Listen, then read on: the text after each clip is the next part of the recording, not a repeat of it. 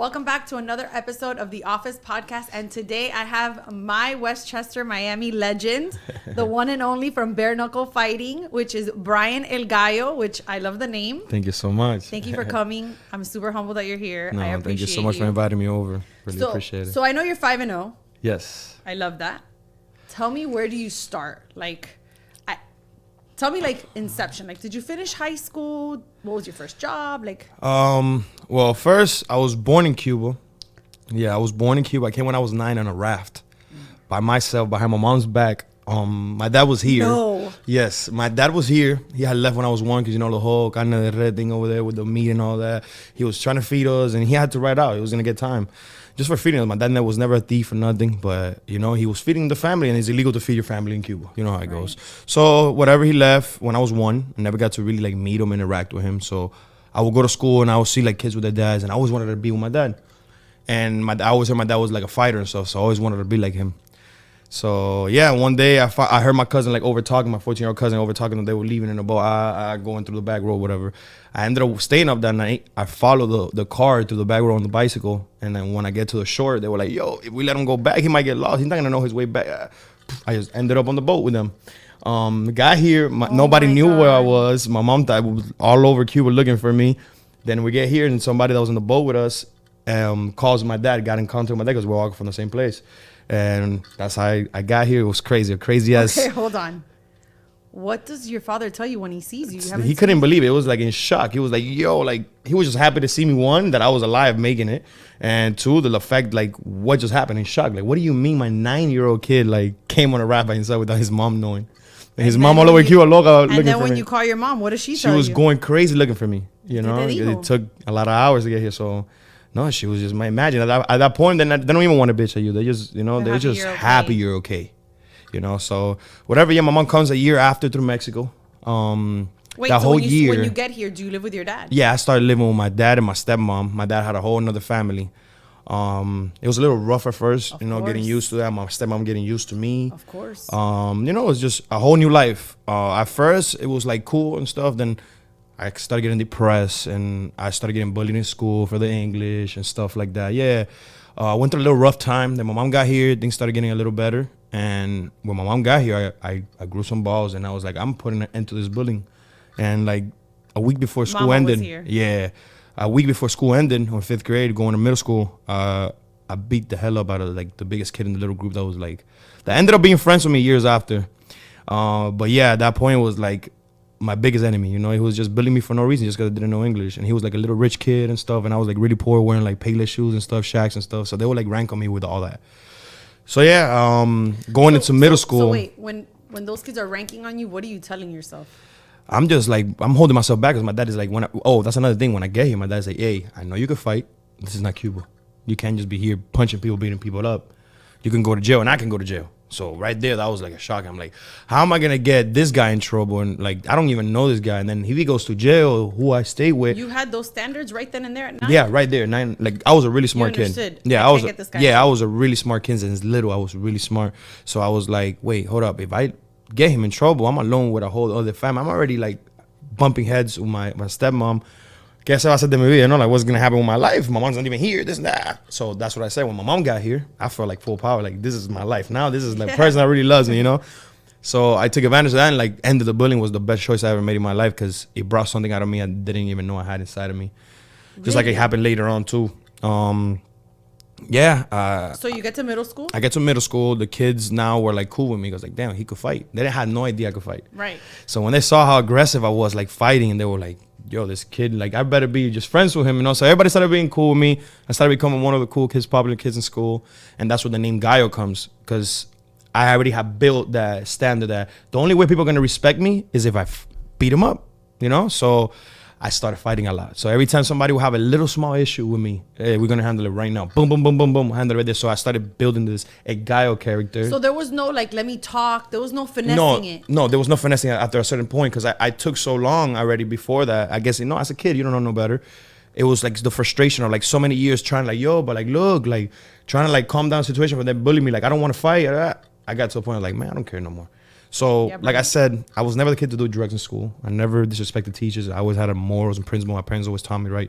I had good parents. I chose the life that we were about to speak on, you know, because I chose it, not because of anything else, you know. That's beautiful. But we all are a product of our environment. So I was like getting caught up with life. I was like, man, I'm not gonna let them even. I don't even want to talk. I'm just gonna handle it, and they're gonna respect it. It's like I started treating it like it was a jail system in school. Really? Like you talk to me wrong, I'm gonna beat you up. You're gonna respect me. There's no way around it. Like I started handling it. That's why everybody's know like Gallo, because like Gallo pelea, you know. And you were angry. Yeah, I was like, I started being angry. What were you angry about? Just the fact that I wanted my dad, you know, and when I got here, I had this image, you know, that my life was gonna be like. Yeah, I thought that was always like. As a kid, you don't know. And I thought like every story had like a happy ending. And I thought like the second my mom got here, my dad was going to get back with my mom and life was going to go back to what it was supposed to. But obviously that didn't happen. So like kind of like, you know, messed me up a little bit mentally. My God, you're like going to make me cry. We're like rolling 5 minutes. Nah, it's okay. Really? But yeah, like that kind of happened emotionally. So it kind of built like a really strong character in me. Like I'm not going to let anything inside like hurt me, and you build a wall. I'll build a wall really strong. And then whatever, through the years I get to high school, I played baseball my whole life too. I was always an athletic kid. Okay. And every time like my parents would put me in a sport, like when they put me in karate, I became the best kid in that place.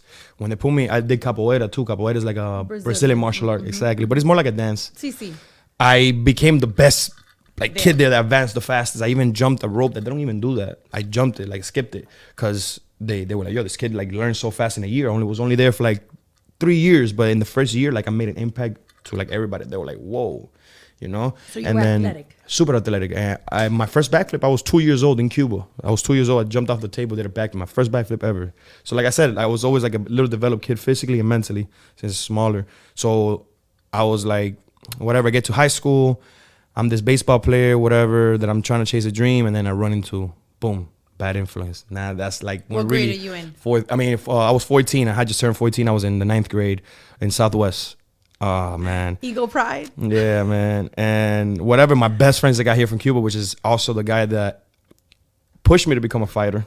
So yeah, we're gonna get to that. You. He was my best friend, Pedro Montero. We started he started going off the wrong path, and me, like, that's my best friend. I started going with him. The loyalty factor kicked in. Yeah, and then we ended up in gangs, you know, we ended up stealing, doing this, like the regular Miami stuff, stealing cars, all the stupid stuff that we all got in trouble for, you know, and the fighting was never missing, you know, fighting was always involved. Yeah, because once you're in those grooves, you go to parties and you're in a groove, the grupito, you know, they start fighting each other, little gang here from schools, like all that little stupid stuff. And I went through all that in my life, and I built a big name as El Gallo in the street fighting. So throughout high school, you get in trouble? Fighting, always.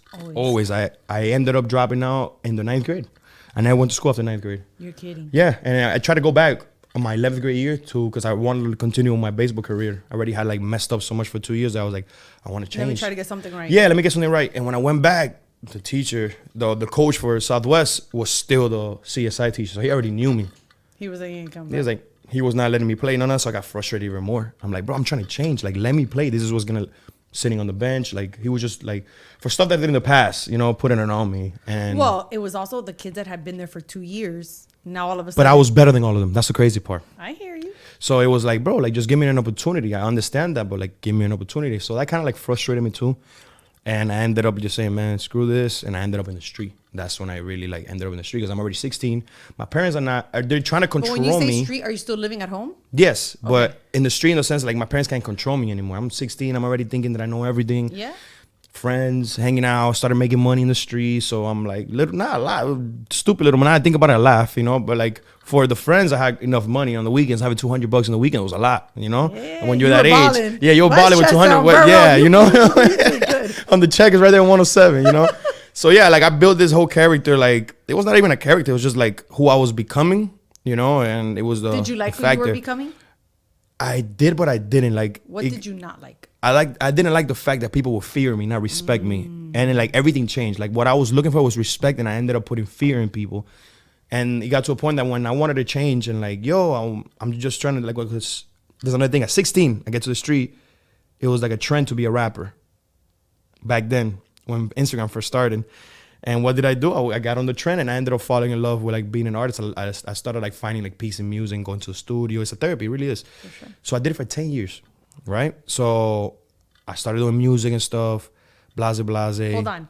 So high school, you drop out, you try to go back, but the baseball isn't there. Yeah, that was gone already. I tried for like 2 months. You're I in the swear. streets Yeah, doing 11th grade, surviving? but they put me in sophomore year. So like they're like, okay, he's coming in at 16. We can't put him in 9th grade. He's supposed to be, but we're gonna put him in the middle. Okay. So they put me in 10th grade. So I was like with younger kids. I was already like Did you annoying. ever finish that? No, 2 months. I dropped out right away. Like that's what I'm saying. Like second answer there, the coach frustrated me. I couldn't play baseball. I said, man, the only reason I'm here is to play baseball. If I'm not gonna play baseball, I'm not gonna be in school. Yeah. So I left. Like I said, ended up in the streets. I started doing music. I started doing drugs. That's when I started doing drugs, like at 16, 17. What drugs were you doing? I started popping Xanax. Yeah, I had like a Xanax like stage in my Addiction? life. Yeah, for a little bit. And it was not even an addiction. It was more like everybody around me was doing it. So it was like how there's like stages. Like now there's a crazy thing out there like with opiates. People are dying right now nowadays. So back then it was a Xanax. It was like the cool thing to do. And it was super cheap back then. Back then it was like $1 a Xanax. So everybody has Xanax, you know? So I started, that made me like a monster. I feel like that was the worst stage of my life. Like from like 16 to like 18. I was like in the street. I wouldn't come home for like a week and had my mom crazy. My mom had like a silent heart attack and everything. Are you an only child for your mother? Yes. Yes. So I'm like her world and she's my world, you know? So I put her through a lot, you know, through those years. And then I end up getting the girl I was with pregnant, that I was with her for like 6 months at 18. That's what I'm saying. I had like a crazy stage from like 16 to 18. I was just wilding in the street, like I said, just doing drugs. There's just so many things that I can say about that state, but you can only imagine the worst of the worst just to get to the point, you know? Went through a lot. Boom. That was the first like sign of life. Yeah. Boom. Hold up. You're having a son. Hold up. Whoa. My first son, Aiden. I was like, whoa. Hold up. And I started slowing down with the drugs. I started slowing down a little bit. Got a job. You know, valet parking. Why did you get a job? Because I needed to start saving money and do more.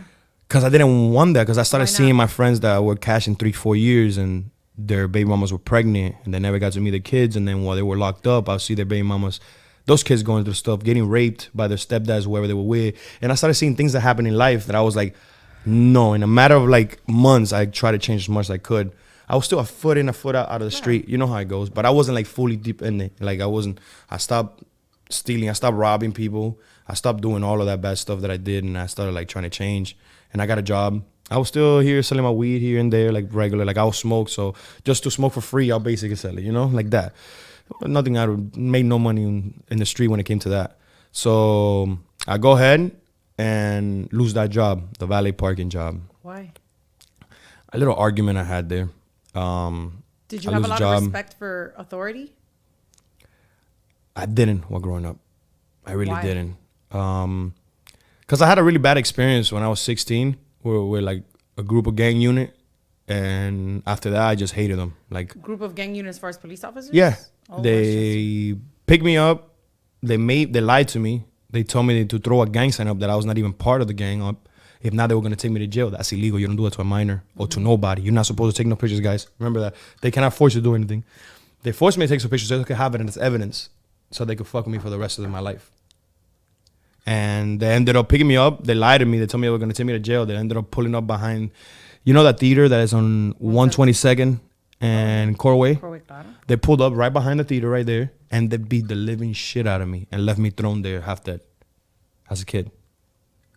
Yeah. And since I had that experience, you know, I kind of like hated them. Let me ask you a question.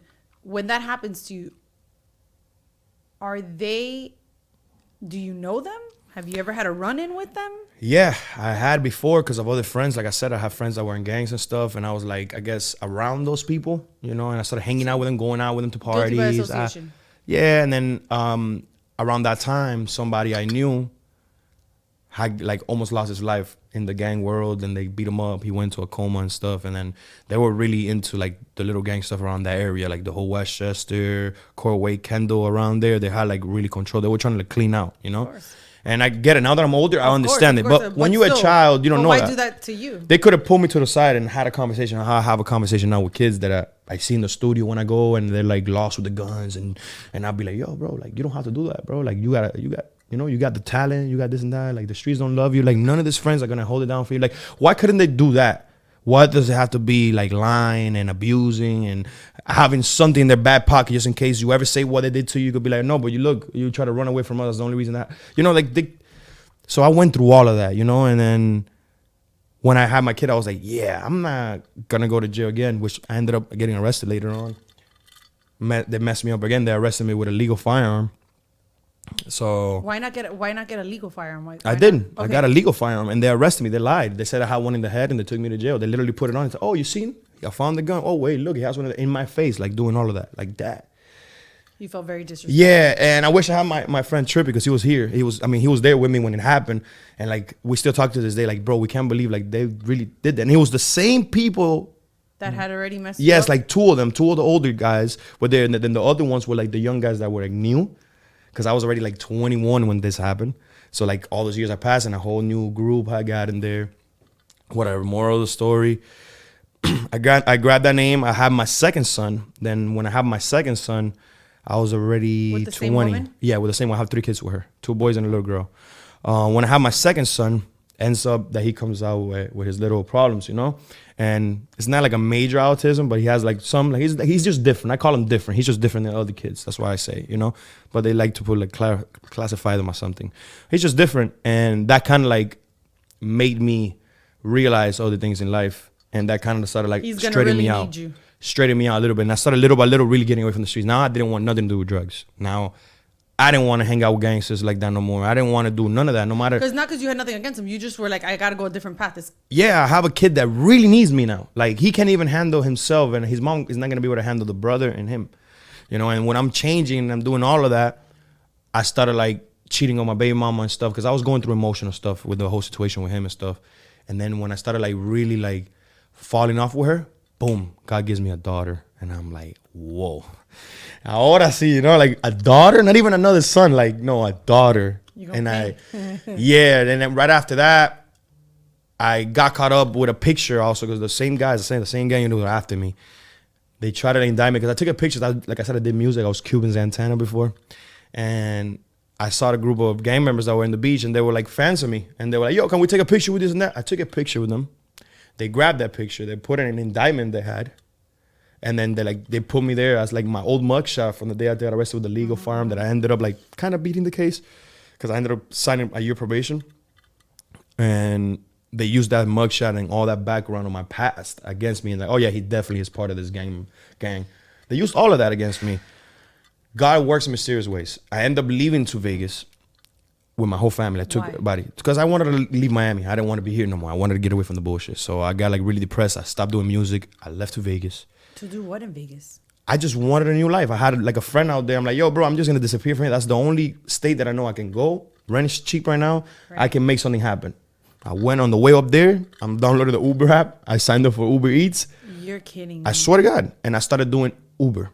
Over there, Uber Eats. I take my whole family over there. Hold on. Stop. Wait. Now I need to... Now, hold on. Most men... Yeah. ...would never have this open dialogue about like what are you thinking when you're like, I gotta go do Uber? I had to find a way out. I was not gonna sit on my ass and let people accuse me of something that I did not do. Like if you came to me with the stuff that I did in the past, even before that, and you were like, yo, we got you. Thank God I've never been in a situation. Yo, I had to face it. You got me. Let's face it but I didn't. So I had to find a way out and like get away from it and like make it happen so they could see me at a different level in my life and be like, who you were already mentally. Yes. And obviously like stuff we do kind of stay with us for a few years, and like it takes like at least 2-3 years of you doing something right for you to even start getting blessed by God, you know? Absolutely. You got to cleanse your life, your feelings, and it's true. You really got to like regret certain things that you did. You really got to feel that and really believe that there's going to be a change. If not, there's not going to be. So that's one of the things I did. I went over there to find myself, and I felt like it was a time that I got to know my kids even more. You know, I got to know myself a lot more because I was by myself. There was no, I'm bored, let me call Fulanito to go to his house and smoke with him or talk some shit, play video games. No, there was none of that. It was just, hold up, I'm bored. Yeah, let me think because I have nothing to do. It's just either I spend time with my kids, I go to the balcony and think, or go for a run. And I spent like that for like 5 months over there. We were thugging it out, like for real, like we're living day by day. How was your baby mama during that? She had a little job, like she'll work from home. But she was really depressed. She was weighing like 89 pounds, bro. She was like super skinny. She's not that tall, so it's, you know, it doesn't make a big difference. It doesn't look that crazy, but like, she, you know, she was depressed and stuff like that. How did you feel as a man? Yeah, I felt like I always knew I was gonna be somebody. I just didn't understand. Why were you going through that? Yeah, and like, damn, I give my all to everything I do. Why hasn't the music shit happened? Like, every dollar I got, I put it behind there. Everything I ever could have. I went nights without sleeping trying to make it happen. It never happened. Like, why? What is it? And I see people that are, sorry, like, not as talented, and they were like blowing up, making this millions of dollars, and I'm like, what the fuck? So I just kept grinding. And then one day, the only day I woke up at 5:30 in the morning, super early, I don't know, I couldn't sleep. And I'm gonna go do Uber Eats that hour, you know? I usually wake up 9, 10 in the morning. That's when I'll start doing. People start waking up doing, like, ordering breakfast and stuff, and then I'll go do it at night, because midday, people don't really order over there, at least. So I would do like two things, 4 hours and 4 hours. I'd do like 8 hours a day. And I was making pretty good money. I'm not gonna lie, there I was making like $1,000 a week. But still, I was, you know, in the car all day. I wasn't happy, you know? Yeah, that's not your... Money's not everything. And one day, bro, I never grabbed the phone to every time I would never text my baby mama or none of that. But I was so happy. Out of something, I woke up, I couldn't sleep, but I woke up happy. I was like, I'm gonna go work today, bunch of hours, and only work the beginning of the morning, like 6 hours, 7 hours in the morning, and then go home and just, you know, spend time with my kids and stuff. And then whatever money I make, I'm gonna take them out somewhere. Let's do something. That's the only day I woke up with like, esa energía. And look how God works. I go to my phone to text my baby mama, I love you, right? I'm driving normal. On the way to deliver my first delivery of the day. And I look at when I look forward, a taxi went in front of me and surfed back. But by the time I broke, we were like in the middle of an intersection. But the intersection, it was a mall and a street like this. So it was kind of wet from the sprinklers in the mall. The street was wet because over there it don't rain. So everything is like slippery. Bro, the second I hit the water, I tried to brake and the car started slipping. Bro, I don't know why. I could have, like, the car did not want to go to the left. It was like it was meant that to happen. Like, I was trying to swerve to the left and the car couldn't go to the right. Crazy. It was the craziest experience of my life. I hit the curb. I started swinging around. I'm like, whoa, when I finally stopped, I know my car was fucked up already. Like, the tire, the axle, everything was broken. I felt it. Stop. A car hits me. Bam! Hard as hell. Nothing happened to me. Nothing happened to the person. The cars both total lost. I'm like, yo, what do I do now? I'm in the middle of Vegas. Your Uber Eats. I'm Uber eating. This is my first day of the week that I'm back. I already wasted all the money I had, and the little money I have left is for the rent and this and that. And I started thinking, bro, I broke down right there in the middle of the street. I didn't know what to do. I'm like, bro, at least it wasn't my fault because everybody saw that the person hit me. I'm thinking Miami, when they get there, the traffic laws are completely different over there than they're here. Yeah. They told me, oh, no, you should have hit the taxi. We would have seen it on the, like, you know, we would have seen what would happen. Somebody would have said that you hit the taxi and he got in front of you. I'm like, wait. Tell me if I hit him from the rear end, it would have been his fault. Say, yeah. I'm like, well, I'm sorry, I'm from Florida. Yeah. You know what the cop did after writing the ticket, giving me the blame for the car that even hit me when I stopped? He's like, that's why you Floridians shouldn't be coming to Vegas to party so much. Little did he know I was working, trying to like. You didn't tell him that? No, I was just like, I couldn't believe it. He was a white dude, super racist. I was just like, wow, okay. In his head, I'm just another Mexican. That's how they see it. They all call us like that. And it's like, you know, went through that, and I called my BM. She's like so calm about it. She's like, yo, don't worry about it. Hey, relax. Alive. You're alive. This is like what she said. She's like, just come over here. I took the Uber. I get there. Actually, no, my friend picked me up. The only friend I had there, I called him. He picked me up. He wasn't working that day. He goes, picks me up, takes me to the house. I'm there, like, just in shock. I don't know what to do. I call my mom. My mom's like, hey, don't worry about it. Don't stress it. I get paid next week. Next week I'm gonna buy all of you guys your flights. Just make sure you get like somewhere to put the clothes and stuff, and then you go back up there. We'll figure out how you go back up there to pick up all your stuff. Bro, tell me how I put everything in a place, like thousands of dollars worth of stuff that I brought from Miami, and some stuff that I was able to buy little by little there in the months that I was there. Lost everything at the end of the day. I left it in a place in a little storage. Never went back to get it. I left with the flight. I got over here. Right when I got over here, I said, I'm going to get straight to the music. I'm going to go hard. This was a sign. God wanted me down here. Boom. Everything had cleared out. You know, like the problems that were going on, I thought they were cleared out. Boom. And that, you know, going crazy. I started getting depressed again. And then me and my baby mama ended up breaking up. So how are you making money during that moment? Oh, man. I was literally just, to be clear, I'm not, like I said, I wasn't ashamed of nothing. I had a friend that was doing stuff in the street with cannabis, and I was like basically his middleman for a little bit. Like, just like, hey, I know this guy. Like, I'm not the plug. I'm just the connect. Like, I know this guy, whatever you want to bless me with, like that. Like, for a little bit, just surviving like that. Yeah. But I did, like I said, I did not like that. And then I was You were over it. I was over that life. I did not want to deal with those type of people. Like even money, like every dollar is not a good dollar, you know? And you learn that with time, failing and understanding and learning with life, you know?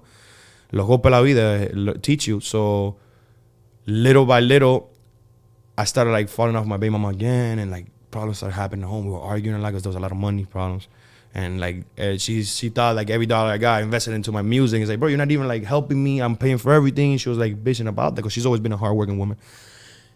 I ended up meeting this girl, some random girl, some Colombian girl, through Instagram, bro. I ended up getting with that girl, and I was fat, out of shape. Yeah, I was just fat, out of shape. All I did was ride around in a car trying to make money and rap. Like I was not doing nothing else with my life. I was not even going to the gym, nothing. She said, bro, you're such a good-looking guy. Why don't you start going to the gym? Look, she was like super fit. She was like, start coming to the gym with me, this and that. She got me into the groove of the gym, this and that. She had a pair of gloves.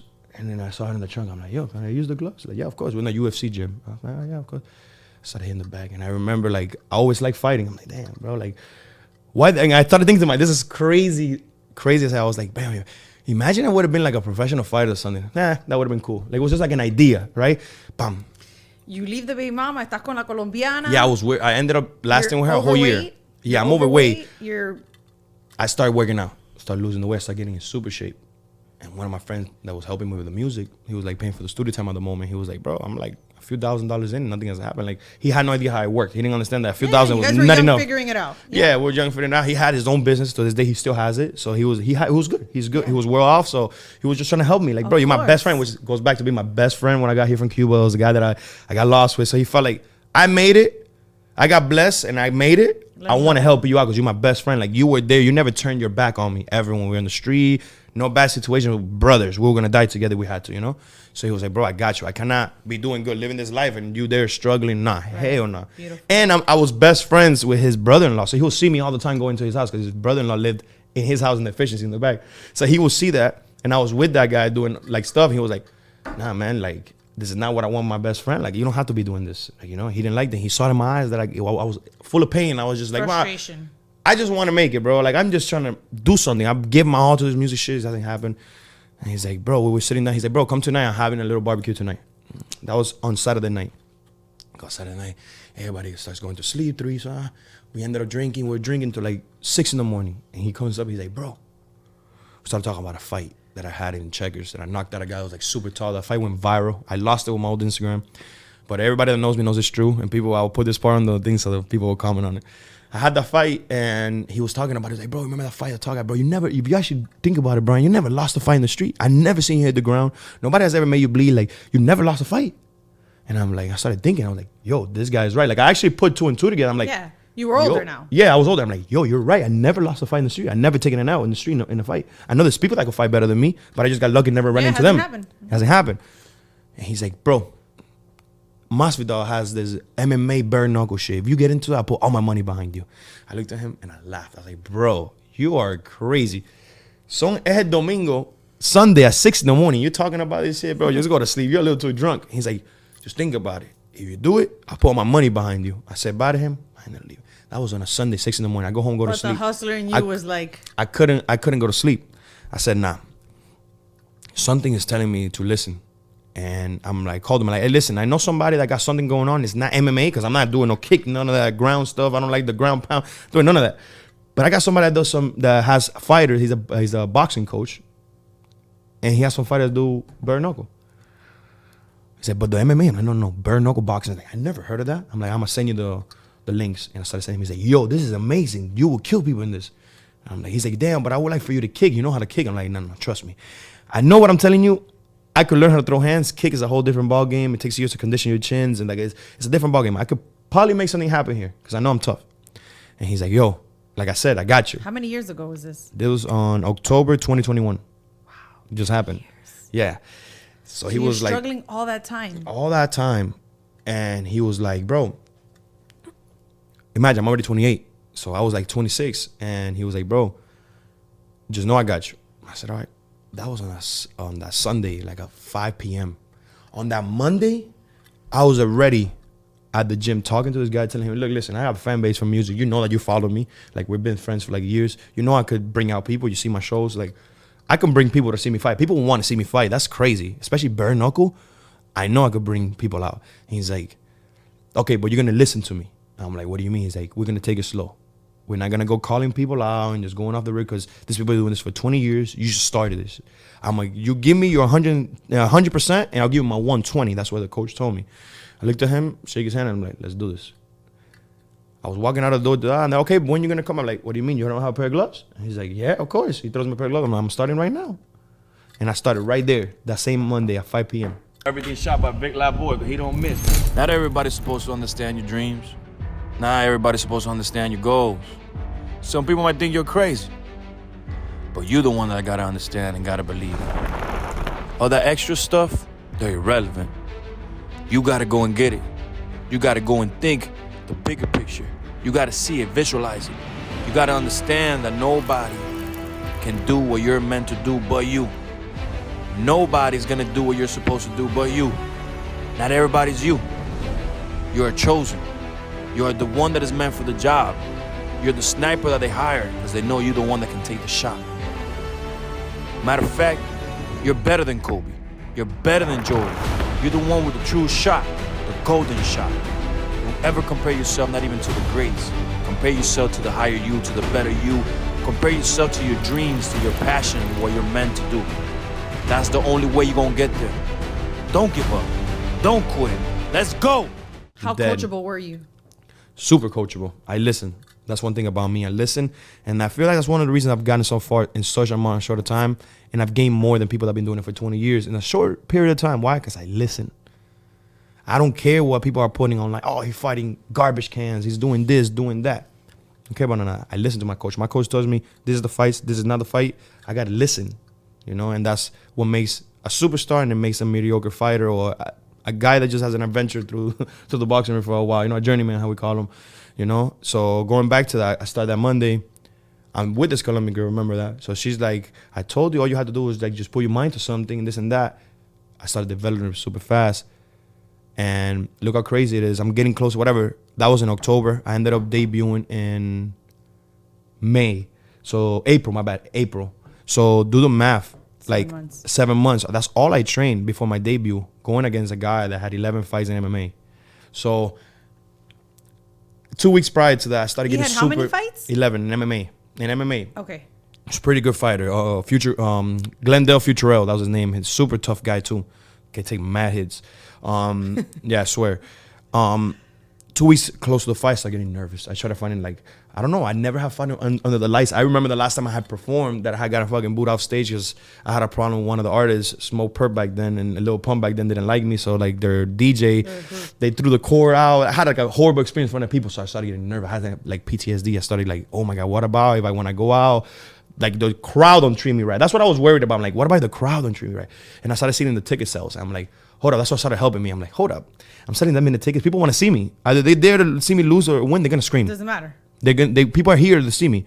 Hold up. I am the show. And I started telling myself, I am the show. I am the show. I am the show. Put it like this. You are a show. Yeah. 2 weeks before that, I stopped talking to the Colombian. I started kicking her to the curb. The girl, listen to this. Because I wanted to focus so much on losing the weight. I never had lost that much weight in such a period of time. And I was just nerves. As my first fight, I was all over the place. And I went 2 weeks ignoring her. She was trying to get in contact with me. Boom. The 3 days before the fight, I didn't speak to her at all. I get to the fight. I outsell everybody in that show. My first fight. I was the first fight of the night. And the company was like, no, we can't put this kid the first fight of the night because when he's done fighting, everybody leaves. And he sold 70% of the crowd. No, we got to put him. And they moved me to the fifth fight. Everybody looked crazy when they put the new lineup. So that was already a blessing that I was able to show that I could sell tickets off my first fight. I go and get the first fight, whatever, blah, blah. I win the fight. I end up breaking up with the girl the day after the fight, after my debut. Never spoke to her again. I ended up getting back with the mom of my kids. But I will say that relationship did teach me a lot. It taught me how to appreciate the mom of my kids more. Oh. It brought out romantic side that I had lost through the years for all the pain I've been through, and obviously my mom and my dad not together, that kind of like affected me. I never saw what it was a man giving love to a woman, so I never had that. I was always like, nah, you gotta like me because you gotta like me, a macho, you know. And I didn't have that soft side that we all have it, but we are scared and ashamed of showing it for whatever reason. And I started being that guy. Yeah, or condition. You know what I'm saying? When you want something out of somebody or something, and no, I started doing it out of like really feeling it, and I started like changing and forcing myself to do things that I didn't do, and I started realizing that I was the problem, while the whole time I would find people to put my problems on, like, oh, it's your fault that I do this. I act like this because of you and this and that. No, I started like, no, it's my fault. I'm the one that got to act like this. I'm the one that men are put here to struggle and go through stuff and be the tough of the family, the head of the family. Like I started telling myself that. And bro, it's crazy how like when you start accepting and everything starts changing. And well, I'm, like I said, my home is super happy. You know, like I'm super happy with everything that's happened. That was 2022, April 22 when I debuted. So how do you get back with the baby mama? Oh, through the time, I just like, she was always in love with me. The whole time that I was with that girl, the whole year, she was there like trying. She was like super broken. You know, my mom always tell me, yo, she really loves you, this and that. Like, you're never going to find somebody like her. Like, I'm the first guy she ever been with, only guy to this day. So it's like, you know, she's like this thing that all my friends want. Like, not her, obviously, but you know, like everybody was saying, oh, you're lucky. You got lucky. And then all those things that people said out of like hate and envy, I started like appreciating it. Like, damn, I am lucky. It is like, it's beautiful to have this, you know, like a woman that I met when I was a child and we grew up, had 3 kids together. My kids are seeing what I didn't have. And I started putting all that before now. Like, damn, how did I feel when my dad wasn't around? How did I, you know, and I started putting all that like, whoa, I don't want my kids to go through this. I don't want my kids to go. And I started like, you know, until I found myself already falling in love with her again, you know, and it was like something that it was hard to do, but totally worth it, you know, because now I see like how my kids are, like I see the more happiness. And when they see me walk in the room, it's like a superhero. Like they just see me. I leave for 2 hours. When I go back to after the podcast, they had just seen me walk. It's the same energy every time I walk in the door, you know, and it's like not only that, but also how to treat my mom too, you know, because I was in so much pain that I never treated her bad. I just didn't give her enough love how I should have through the years. Never give her enough credit? Love, actually. Not credit, love. Like, I should have been more, like, physical touch with her, you know, more hugs and all that through life. Yeah, because after, like I said, I started doing, like, the drugs and stuff in the street at 16. I kind of lost that touch with my mom, you know? Drugs affect you. I don't give a fuck what nobody says. Emotional side, everything. It starts making you to question. Makes you cold. Makes you question people. It makes you not know what's real anymore. It creates stories. Yeah, that's it. It creates a story in you that all of a sudden when you feel like even certain people hate you or like, and the whole time it was you telling yourself that, and it's your own insecurities dropping on other people. So how did you discover all that? With time. That's so deep. No. With time, I guess it's just like I said, like all those trials and tribulations, the being homeless at 17 and all. Literally, like my mom lost her apartment. She was sleeping at a friend's house because of me. Oh yeah, 'cause that's something I'm missing the story. I had a friend that literally just got out like less than a month ago. We still haven't spoke. You know, he's going through his stuff. He did 10 years plus. And there was a situation where we were kids that happened. A friend of mine ended up getting caught up with that. Never told on me, never did nothing. He kept it real. I ended up leaving to Philadelphia for like 8 months. I lived in Cali, got lost in Mexico. I had a crazy story in Mexico. Got lost in Mexico for like 20 hours. Made it back, yeah. Then flew back to Philadelphia. Oh my God. Yeah, and then I made it back to Miami, whatever. And then when I get here, my mom had lost everything we had. You know? Why? Because she went to Philadelphia after me, because my uncle lived there, her brother. He gave us an apartment. We're staying there. So she sold everything to be able to, and then the little money that she had from everything, you know, it wasted through the months. And then when we get back over here, she was sleeping on her friend's couch, this and that. So I was like, I'm not going to make my mom go through, like, struggle more because of me, or I'm not going to be throwing myself. So she could get that out. I need her to be there because she needs somewhere to be. I can't have my mom like me. So I ended up, like, leaving. I started, like from friend to house, friend, houses, couch to couch. And I was, like, actually slept for, like, 2 months. I was, like, just me and one of the, like, homies back then. We were like sleeping from like park to park and like stuff like that, woken up by sprinklers and stuff. But like I said, we were on drugs, so none of that really looks how it looks now. To me, it was just this is life, this is what it is at that point. So like I said, going through all those struggles and like all the struggles, trials, and tribulations, like, made me the dog I am today. Like, my fourth fight against the Mexican. If I did not go... How was the second fight? Oh, my second fight, I finished in a minute and 15 seconds. I didn't get hit at one time, destroyed the kid. Yeah. Third fight, I broke a record. Second fastest knockout, BKFC, 3 seconds. They said it was 15. Whatever reason they said it was 15, because the guy did not fully knock out. So they counted the whole, like, count. So it should have been 13 if it was really like that. So anyways, they got the number wrong. Yeah. I know it's a 30. I know myself. At the end of the day, you know what you know. So yeah, I did 3 seconds knockout. The dude with the dreads knocked out. Then the fourth fight, toughest fight of my life, even including fights in the street, even getting jumped. I never have felt like that, because I switched divisions. I went down division, which is like, I'm comfortable now at 145. I was fighting at 155. I fought at 145, and it was my first time cutting weight. I had everybody in my ear, oh, you're not going to make weight. Oh, my God, this is your first time going there. You don't know, your body might be shocked in the day of the weigh-in, and you might lose the 5 pounds of water. People that have this 20-something years experience, they were just hating on me. They were trying to get me off my pivot because I was going to take over what they got going on.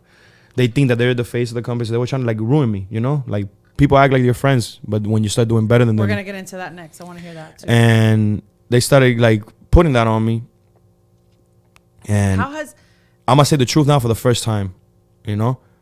I made, like, this tea with some stuff to lose weight, and I ended up going way under my weight. I told everybody it was in the sauna situation, but now I don't care no more. It passed already. The truth is that I was so scared of not making the weight that I go and drink this stuff, and this stuff, they got an hour to kick in, and you start sweating, but I didn't know it drained your kidneys. So what happened was this. It's like a natural diuretic, you know? And... Because in bare knuckle, you can't take diuretics? No, it's basically not supposed to take it at all. You know what I'm saying? So, like, it was a natural one. It was not like pills, so I had a backup. It was, like, plans that I took. So everything was calculated. I was not going to get in trouble either. I was not going to set myself up. Right. But I did set myself up physically, trying to prevent, you know, and then listening to people. At the end of the day, always listen to yourself. You know yourself better than anybody.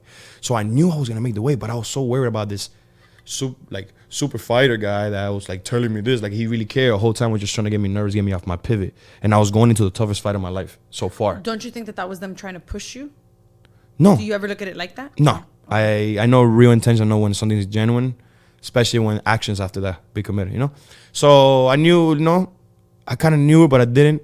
My coach comes, gives me power work. When I go step on the scale, only been like 20 minutes since I drank the tea. My coach was like, let me see the weight. I go weigh myself. I was already on weight. Thing hadn't kicked in yet.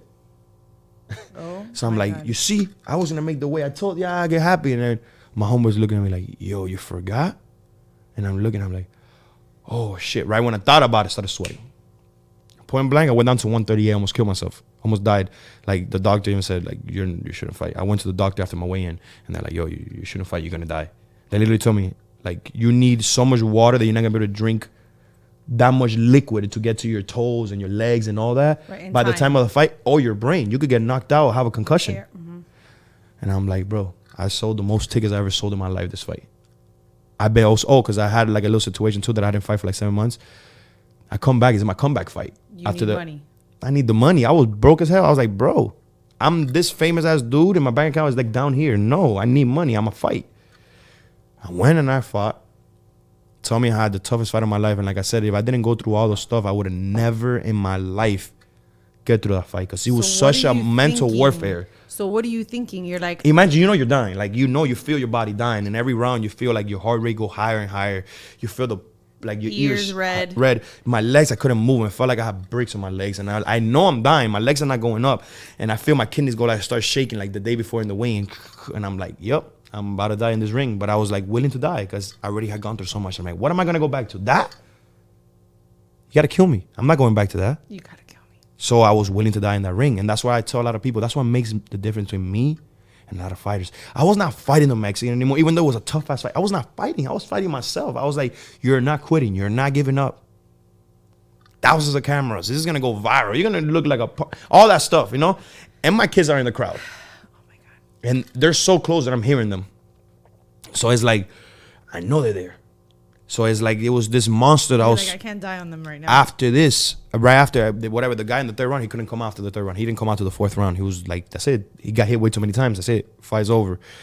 I put my hands up. I pray with him, this and that. I go to the back. Right when I get to the back, then I see that he lays down and starts tishing him.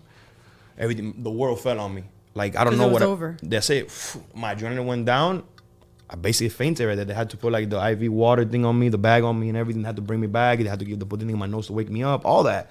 In the ring? After. In the back. In the back. In the doctor. I almost died. And like I wake up to him worried about me. Get back to worried about me. The Mexican, he was like worried about me. Like, yo, like, you okay? This and that. And I'm like, yeah, I'm good. This and that, whatever. So point blank, all the trials, everything got me through that one fight. So me going through all that got me through that fight, which that fight got me to even deeper, like to learn about myself and how deep I can really go, you know? And how much you're willing to risk. Yeah, so it's like one thing like leads to something else that's going to teach you something else, to teach you something else. And sometimes it might be negative what you're going through, but it's a lesson and a lesson for the future. Everything has to happen. Everything is written. Our life is written. Our date is written. You know what I'm saying? That's why that's another thing. Why live life like always complaining and always like when you can just make it happen, just be happy. If you don't have any talents, at least be happy. Get a job at least that you're happy doing it. Because the worst thing in the world is waking up every day and going somewhere like mad as hell. I wake up every day happy. Why? Because no matter what I'm going through, $1, no dollar, everything. Like I could have had everything and I've had nothing while being a fighter. And life is a roller coaster, especially financially, you know? And especially for somebody young like me with 3 kids and have so much going on and like the fame that I gained, you know, and like all that weight on you and all that. The last thing I want to do is wake up and be unhappy. Like I want to wake up at least and be happy with what I'm doing. Like my career, I love being a fighter. Like but it's something I love. How did you discover, because you're a business. Yeah. Hence our text messages. Yeah. You're a business. Yeah. How did you get to that point? How did you know to capitalize that? I mean, the music industry taught me a lot. I lost a lot of money, got robbed from songs, I got robbed from royalties. There was a lot of stuff that I got finessed in, and so I learned the hard way. And how about here with Bare Knuckle? Also with like sponsorships, like stuff like Bare Knuckle, yes, so far, thank God, because he has treated me really good, and I hope it keeps going like that. Absolutely. I'm actually working on a new contract with them to see how far we can take the company, because I feel like I am, and I know they know it too, that I am the future of this company for the whole marketing side, business perspective. And they see that I'm not fighting, and they follow every fighter. They know, they see what they're doing. They're probably wasting the money they made. They're doing this, they're doing that, they're going partying, or they're like doing all this. But when they go on my Instagram, they see like, okay, we haven't sitting down for this long, but this kid is not stopping. He's still making it seem like the money doesn't stop.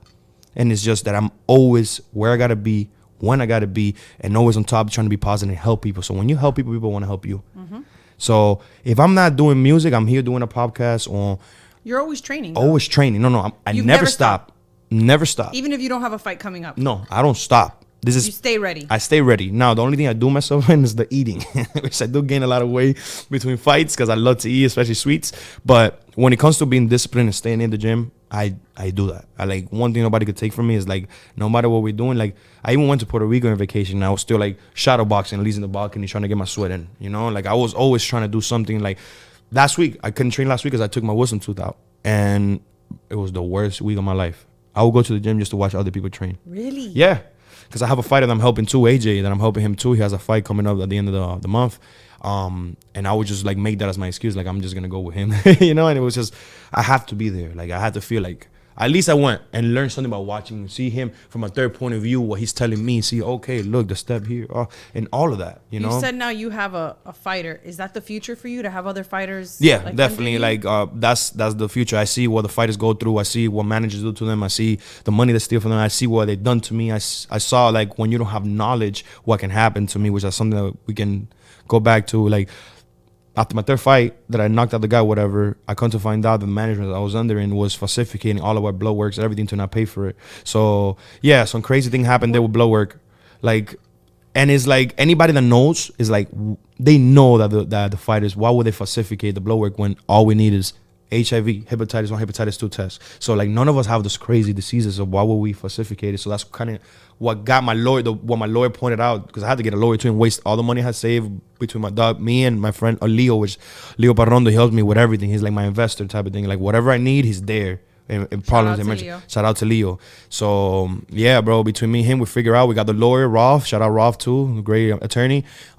He got me out of the situation, and that's what he like basically said, like, yo, like, look at the new blood work. Like, he's super clean. Why would he like falsificate that? So that got me out of there. But then again, I learned from that situation. I was suspended for 7 months. But I'm glad it happened because it showed me who I am and how hungry I am and how much I love the sport, because I did not stop not one day training those whole 7 months. While other fighters were frustrated at home, like, damn, I'm never going to be able to fight again because I got fucked over. I was like, yo, get in the gym. You never know when that shit's going to get lifted. And thanks to like being positive like that, when I come back to my fight, I was ready for the Mexican fight. Thank God. Because if I didn't go to 7 months and all of that, you think my body would have taken that what happened to me? So everything rolls onto each other. That's what I'm saying. Like, if I never would have gone to 7 months, I would have never been ready for that Mexican fight. Right, but so earlier you said you always knew you were gonna be somebody. Yeah, always knew it. Like, since I was a little kid, I always thought I was a superhero. So like, when you started winning, were you ever thinking like, maybe this is it? Because music wasn't. oh no, after my second fight, I knew it. Like, first fight, I was okay, tested waters. Second round, the guy like basically quit. He didn't want to come out. Okay, maybe I hit him with some good shit. I ended up finding out I broke both of his elbow bones, and I'm like, oh damn, like I got some power for real. Like I really hit hard. Like, I'm that guy. Yeah, no, like I got some power. Let me see what I can do. I'm sorry, because I was at the beginning like kind of like I'm gonna take it serious. Because if I do something, I'm gonna do it all the way. But really, I'm gonna use this to push my music, you know, because people are gonna see I'm fighting. There's gonna be like a light. Ended up losing my account that I had right before my debut. That I had like 30-something thousand followers, that I had millions of views in, that it was the music page and the meme page that everybody loved, Cuban Santana.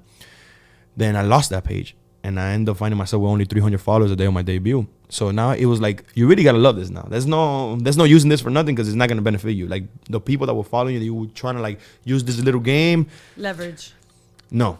So God put me in that predicament. He's like, nah, let's see what you're really about. You're gonna work hard for them. I'm not gonna give you this like that. And I was like, damn.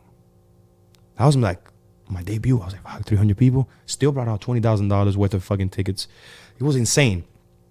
I go, and after my second fight, I go knock that guy out, and I hear the Hard Rock. When I turn around to the Hard Rock, and I see the whole Hard Rock standing, phones out, like a movie, like something that everybody dreams about. I saw it, and I was like, whoa, my eyes got water and everything. I was like, yo, this is who I'm meant to be. This is the feeling I was looking for, and I didn't understand in my whole life. It was the feeling of like, yeah, like, it's not like, I'm the You're man. that guy. No, but you are that guy. Yeah, but it was not only that feeling. It was more the feeling of like, damn. Like, Well, I went from being guys- bullying. I went from coming from a country you can't even eat steak. I come from all of this to like people sharing my name, Gallo. And like, it's like, wow, like I made it, you know? And my mom, after I got out of this, like crying, my dad too, and like so proud of me for the first time, seeing my parents being proud of me. It brought something out of me. I was like, yeah, this motherfucker's gonna have to train hard because I'm coming for everything. So that's really what changed my whole life. My second fight, I was like, wow, like, yeah, you guys fucked up showing me this much love, and now y'all got to deal with me for real. Well, I ain't going nowhere. I think that when I see people like repost your stuff, like that I follow from the hood, and people's younger brothers and younger cousins, because I'll hit up people and be like, how do you know him? Oh, so and so that. I'm like, from the same place. Yeah, of course. And they'll be like, like, that's the underdog. And I'm like, underdog? I'm like, and in my head, I'm like, you're the winner for them. And I thought that was really special. Yeah, because a lot of people live through me. Yeah. A lot of people. They don't have that talent. Yeah. And they don't rap. And they have a regular job. And that's You know another what I thing. mean? Like, people don't see my heart because all they see is this persona, this tough guy, you know? And then, like, a lot of people think I'm not humble. And they're like, oh, you're not humble. And then people confuse confidence and manifestation with humbleness. Like, one thing is being arrogant and, like, not saying hi to people and not being humble and forgetting where you come from and not helping the people that help you get there. That's not being humble. Running over people, but being confident and manifesting and knowing who you are. It's not being cocky, bro. It's just your insecurities don't let you be like that because you're not you don't know what it feels like. You're not that guy yet. You don't know what it feels like to really be, even in the sport, like be overpowering somebody. You don't know the feeling. You don't know what it feels like. When you look at people in the eyes, I see that I'm bigger than them at all costs. Not only in the ring, I win the fight. Like, real gladiators win and then they go to war. Mm-hmm. Motherfuckers get in the ring, go to war, and then they try to figure out how to win. Does your coach give you a lot of like that mental talk? Honestly, when I first got in the gym, my coach is a great coach when it comes to like telling you the truth. He's so clear with you and he falls in love with his fighters. Like, when he loves you, he's gonna die. That's why I love Tigre. He will die for you. But when it comes to the mind, the mental, I feel like that's a lot to do with like life, you know, like me and like actually believing in and trying it out. Like, bro, if we had this podcast when I was a rapper and you would have seen how fat I look, me with my dreads, and I would have told you, hey, look, it's October 20 something or October 15, 2021. on October of 2022, I'm be talking to him, be 5-0, 5 knockouts, making history. You would have laughed. Even if you would have liked me as a person, you would have laughed like, yo, Gallo, tú eres amigo mío, you're my friend and everything, but get off that cloud. You know, it's normal human nature. But the fact that there was a lot of people that told me that when I first told I'm gonna be a fighter, I'm gonna do bare knuckles. They're like, yo, you people, tú estás loco, like you crazy. What do you mean? And now how I look at them, like, you know, like not only some of them show the true colors and they were like so completely unhappy with the fact that I was able to do that. But then I see how with other people I changed a lot in them. So we're from Miami. Yeah. We're from Westchester. Westchester, baby. And, you know, I think that when you're from Miami has a funny way of loving to hate you. Mm-hmm. And it's always, and I want your take on it, right? Like, yeah. The people you thought were going to support you were the people that didn't. And yeah. then the people that you never even, is that how it works for you? Yeah, How does like, that work? okay, perfect example. Like, I had this conversation with some people. Like, the other day I actually had this conversation. It was like, other people that were like the young people growing up with me, always fighting with me, they don't support me, they don't post me, they don't do none of that.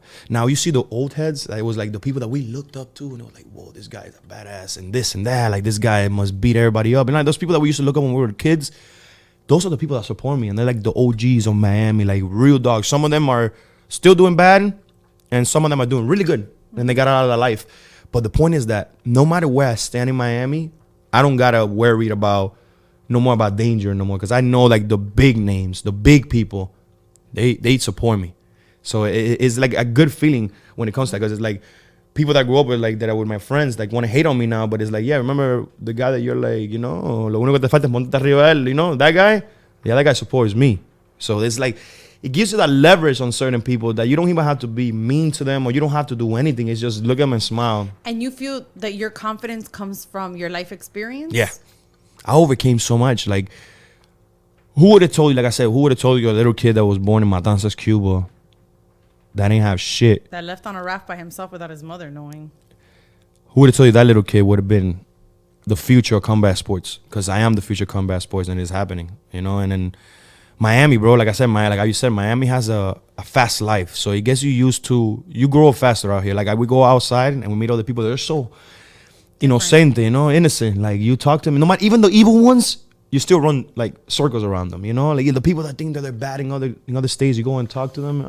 Only like New York kind of like could keep up with us. Like New York people could keep up with us, but like we live so fast, especially like Hispanics. Like our mind is so like that. I feel like all that had a big impact, and like going other places and realizing like, okay, hold up, we really are different over there, and like, you know, like use that as leverage. Everything in my life I use that as leverage, but always to get back. Like going back to being humble.